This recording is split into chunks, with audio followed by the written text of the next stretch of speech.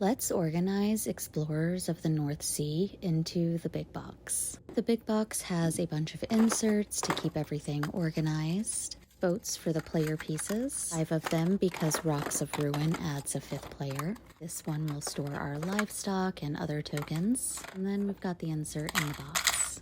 We'll start by filling up this green one with everything that goes in here. This insert is designed for you to pull it out and play with it as part of the game. Mainland goes on one side of this insert, and then you have spaces for piles of tiles as well. And that makes setup much easier, which I love, because this bad boy holds just about everything we need for the game. We'll just put the lid on that and move on to the player pieces. Each player will have a boat filled with pieces. Our outposts will go in the bottom. Most of your Vikings can fit in this slot right up top.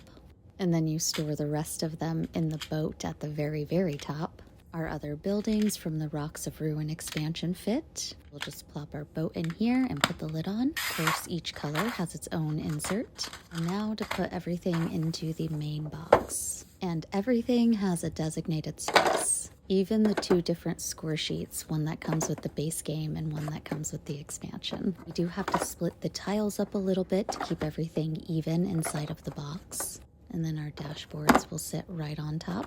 And the rest of the tiles will just go right here after a little finagling to make sure everything fits. And then we can put our green insert right on top of that. The mainland boards, the player pieces, they just sit right on top of everything. And then maybe you remember that there are some pieces for games with more than 5 players, and you put those in under the green insert. And then all we gotta do is put the rule books in and put the lid on.